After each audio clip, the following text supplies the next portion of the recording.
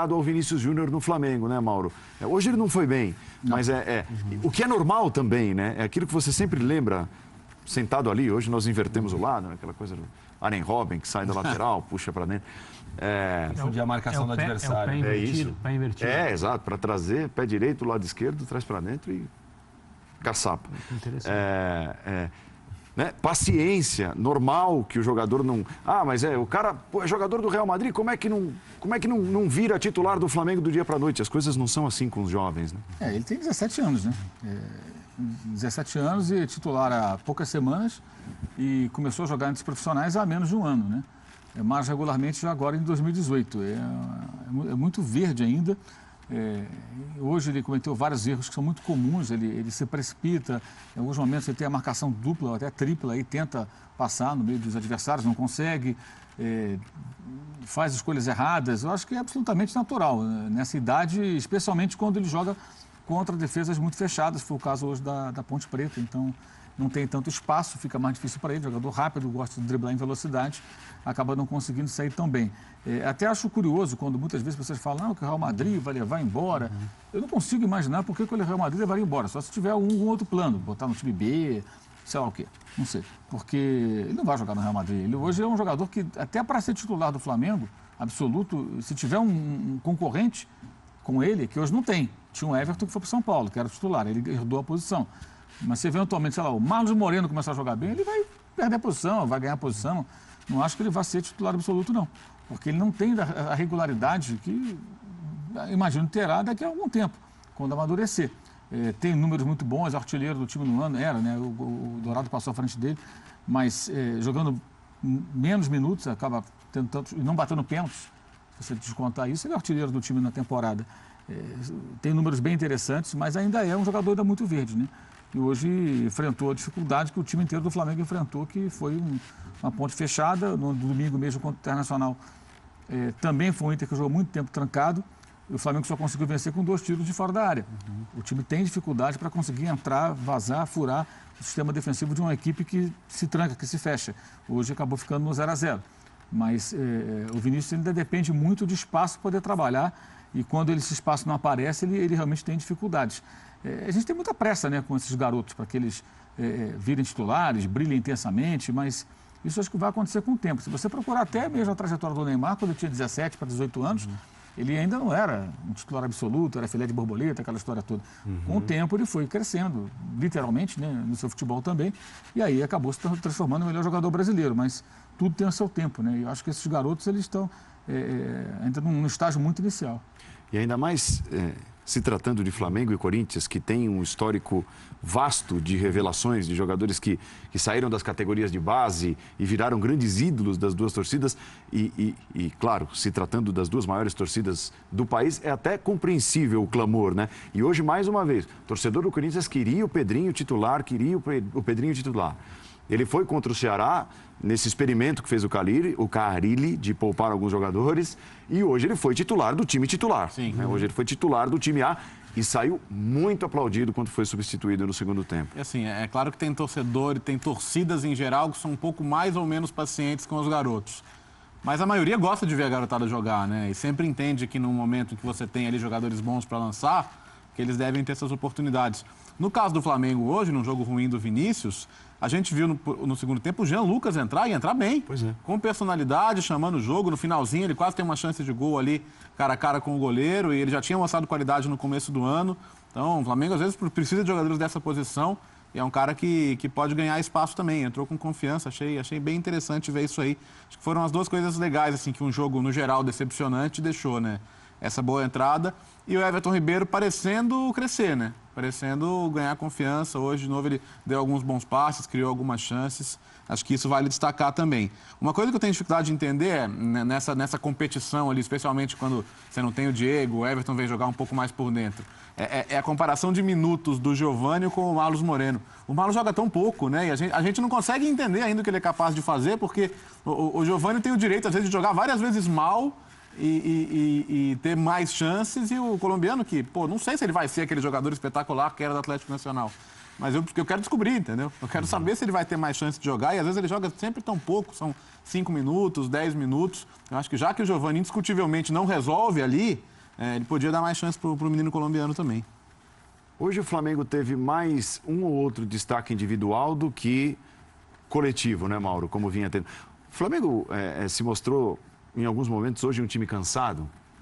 Eu achei que o time teve as mesmas dificuldades do domingo passado, que é a dificuldade para poder furar o bloqueio defensivo de um time que joga muito fechado. Ainda falta um pouco mais de troca de passes, de triangulações, para tentar encontrar ali o caminho, o drible. Isso no domingo houve dificuldade, hoje de novo. A Ponte Preta jogou para levar o jogo no 0-0 e jogar por uma bola, acertou a trave no final. No jogo lá de Campinas, até a bola na trave foi fruto de um erro ridículo do Léo Duarte. Isso. Um erro individual que proporcionou uma chance. Hoje não, a Ponte construiu uma jogada e mandou a bola na trave. A Ponte jogou por isso, a estratégia estava correta. Se fecha e joga por uma bola. Faz um gol, 1-0, leva para os pênaltis e aí vê o que acontece. Quase deu certo. Mas achei que foi uma atuação, não foi uma boa atuação do Flamengo. Tem um aspecto positivo nisso aí, porque o Flamengo é um clube que o oba-oba ele é uma coisa absurda. E quando começa essa coisa do oba-oba, os defeitos que você observa dentro de campo, eles praticamente se tornam... Eles não existem, né? Para parte da imprensa e para a torcida em geral. Eu acho que o placar e a classificação com o empate, eu acho que mostra que está muito longe ainda de ser um time realmente confiável. A tabela do brasileiro muito favorável, o time aproveitou, fez pontos, foi liderando, mas o jogo realmente muito importante acontecerá daqui a 6 dias. É o jogo com o Emelec, tem que vencer o Emelec, não existe outra opção. Se jogar o que jogou hoje, talvez não consiga derrotar o Emelec. E aí vai ter que buscar a vaga, de repente, lá contra o River Plate na Argentina. Claro, dependendo também do jogo entre Emelec e Santa Fé no Equador. Mas para não depender de nada, para não viajar para a Argentina preocupado, tenso, com a corda no pescoço, passando sufoco, é preciso vencer esse jogo. Então, acho que o jogo de hoje mostrou que ainda falta alguma coisa. Agora, tem um dado interessante que até o Marcos Paulo Lima, no seu blog, no site do Correio Brasiliense, coloca aqui, estou vendo, o Flamengo, desde o time de 2011 com o Luxemburgo, 2012, aliás, não ficava 6 jogos sem sofrer gol. Sendo que na época foi contra Madureira, Nova Iguaçu, Olaria, Botafogo, Potosí, Real Potosí, não esse que enfrentou o Fluminense, né, que é o Nacional Potosí, e o Macaé. O Flamengo não tomou gol nos 2 jogos com a Ponte, América Mineiro, contra o Ceará Internacional e também contra o Independente Santa Fé. Não são também adversários, alguns deles dos mais poderosos, mas jogando Libertadores, Copa do Brasil e Campeonato Brasileiro. Acho que é mais significativo. Né? Isso pode significar algo interessante, né? Ou seja, o time não tem sofrido gols, mas precisa melhorar em alguns aspectos. Né? E acho que assim, a volta do Diego, que acho que pode trazer alguns problemas, dependendo do comportamento dele, retém muita bola, carimba todas as bolas, dependendo do seu posicionamento, pode ser a solução se ele se adequar, acho que é uma necessidade, que é o Everton jogar pela direita, ele jogar mais próximo do centroavante, seja ele o Dourado ou o Guerreiro, e deixar o Paquetá fazendo aquela função que ele vem fazendo. Talvez até melhore um pouquinho com relação a essa questão de não conseguir envolver a defesa adversária e criar situações que permitam que alguém chegue em condições de finalizar. Agora, impressionante também a histeria da torcida com relação ao Guerreiro. Né? Parece que o Guerreiro... acho que o Zico ressuscitou para o futebol, né? Quando o Guerreiro entra em campo. Uma certa carência, difícil entender. Porque o Guerreiro foi um jogador que ficou fora 6 meses, deixou o Flamengo na mão várias vezes. A final da Copa do Brasil não jogou a primeira partida porque estava suspenso. Né? Aí jogou só a partida final no Mineirão. E depois, por uma suspensão na seleção do Peru, ele deixou o Flamengo na mão, na reta final da Série A, na final das finais da Sul-Americana, não foi só na decisão, em toda a temporada até agora, inclusive do Campeonato Carioca, onde o Flamengo fracassou. Mas é como se nada disso tivesse acontecido. É curioso isso. Ele quando vem para campo, a torcida fica indócil, né? E também muito interessante observar de novo uma torcida diferente, uma torcida com mais caras de torcida do Flamengo e com comportamento positivo. Até no final do jogo, mesmo sendo 0-0, não teve uma reação de indignação com o resultado, de vaia. Não, entendeu que o importante ali era se classificar. Então conseguiu a classificação, porque não é um time pronto, não é um time que vai conseguir... esse time não justifica tanta euforia. Eu acho até que a euforia não é nem pelo time, a euforia é pela possibilidade de voltar ao jogo de futebol. As pessoas conseguem comprar um ingresso. O cara pensa, agora eu consigo comprar um ingresso, então eu vou ao jogo. Antes era impossível. O ingresso custava até R$120 para o cara que hoje pagou 20. É uma diferença muito grande.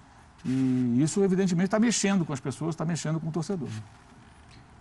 47 minutos do segundo tempo, o Flamengo estava prendendo a bola no ataque, né? Segurando o 0-0, esgotado, cansado, e o torcedor estava ali o tempo todo cantando, sentindo que a classificação se aproximava, não estava cobrando, a vitória não veio e tal.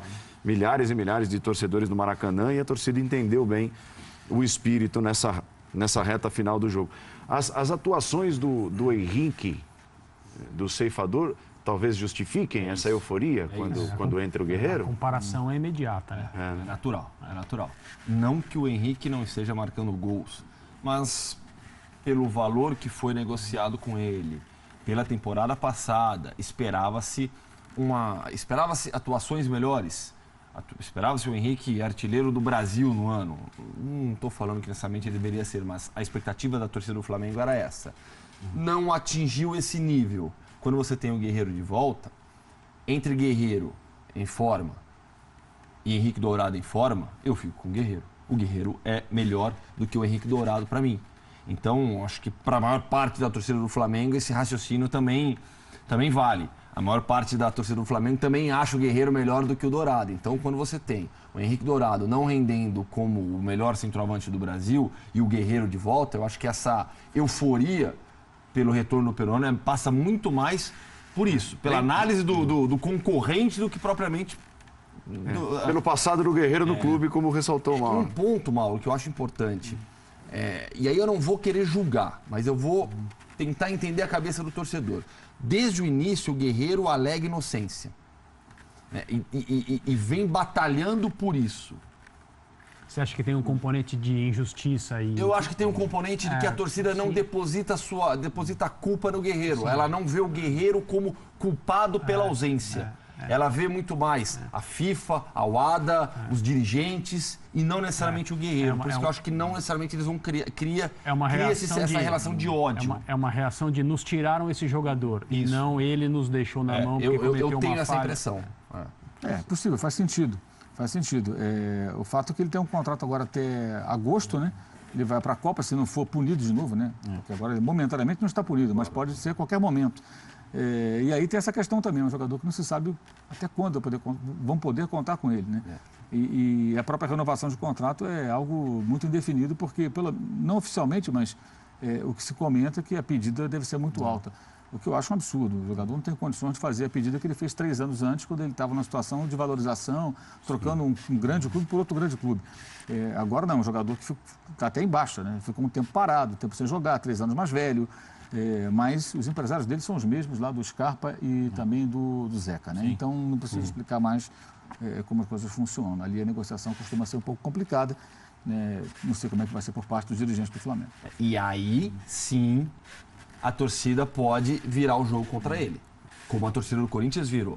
De novo, não vou julgar, mas em uma negociação como essa, em que, se confirmados os valores, o Guerreiro vai pedir mais do que há 3 anos, estando mais velho, e não justifica para mim, aí a torcida muda de opinião. Aí o jogo vira rapidinho na relação torcida-jogador. Essa questão dos peruanos próximos da Copa, né? A gente está vendo o Cueva que o São Paulo falou, vai, pode ir, né? Não, já vai logo porque você não está aqui, né? Tá me atrapalhando. É uma coisa tão surreal, né? Porque a gente está falando de 36 anos depois, mas você vê que cada um vive de um jeito, né? Ao menos o Farfan tá bem lá no Locomotivo. Então, até o gol do foi título. Campeão e tudo mais, mas enfim, cada um tá vivendo isso de um jeito. O Guerreiro, assim, claro, o principal interesse dele tem que ser o clube que o paga, mas para ele é importante também não chegar na Copa do Mundo sem jogos nas pernas, né? Sem ter ritmo até lá.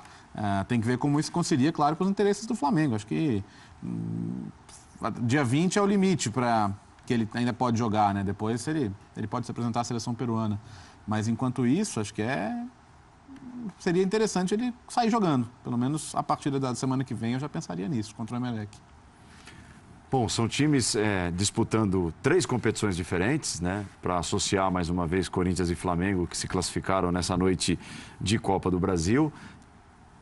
Vamos aqui fazer um jogo morno. Não vai ser assim, mais uma vez. Contando o jogo de hoje, o Flamengo tem e terá 11 jogos, faltam 34 dias para o início da Copa do Mundo, né? Então, de agora até o início da Copa do Mundo, o Flamengo faz 11 jogos. Fez o de hoje, fará mais 10. em 34 dias até o início da Copa do Mundo. O Corinthians é mais ou menos por aí também. O Flamengo está mais preparado, tem mais recurso para enfrentar a sequência parecida com a que o Corinthians também vai enfrentar até a Copa do Mundo, Mauro? Eu acho que o Flamengo tem uma série de problemas que o Corinthians não tem, né? Que, por exemplo, a indefinição com relação ao comando técnico. O Barbieri é um interino e será interino até que consiga resultados expressivos que façam com que ele seja efetivado. Isso aí está na cara, mais ou menos como aconteceu com o Zé Ricardo há 2 anos. Ele conseguiu hoje a primeira aprovação dele. Passou na Copa do Brasil, agora só depois da Copa, ok.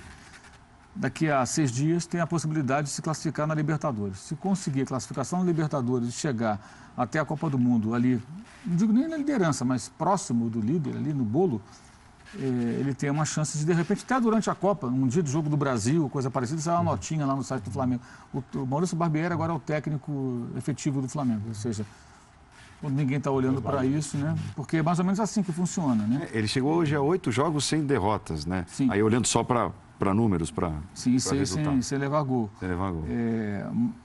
É um técnico que, independentemente dos seus conhecimentos, da sua capacidade, o grande problema é a falta de tamanho para lidar com certas situações, certos jogadores. Você pega um Guerreiro no banco voltando de uma punição, é uma situação. Agora o Guerreiro, digamos que de contrato renovado no segundo semestre, numa fase ruim, no banco do Dourado, que eventualmente esteja acertando as redes. É complicado. Tem que ter tamanho técnico para chegar, ou alguém que lhe dê respaldo. Um Diego em uma fase, barra o Diego, como faz? Então, como agora o Lucas Lima foi barrado no Palmeiras, pelo Roger. Mas o Roger, embora seja, além de ser um técnico já mais rodado, eu acho que ele tem quem o banque. Acho que o presidente, o Matos, banca o Roger se precisar. No Flamengo, quem ia fazer isso? Acho que a grande esperança para o Flamengo, inclusive, ela passa até pela possibilidade do seu presidente se candidatar a deputado, sei lá o quê.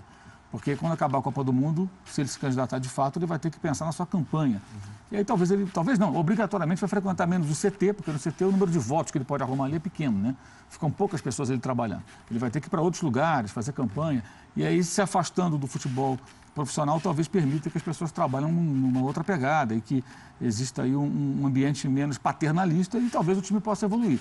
Eu só acho que é tudo muito precoce, eu acho que a empolgação do torcedor ela é muito até em função da volta do Maracanã e a possibilidade de voltar aos jogos, por conta dessa queda de preço de ingresso, que também não é uma coincidência, é um ano duplamente eleitoral, um ano de eleições no Flamengo no final do ano e existem eleições para vários cargos, né?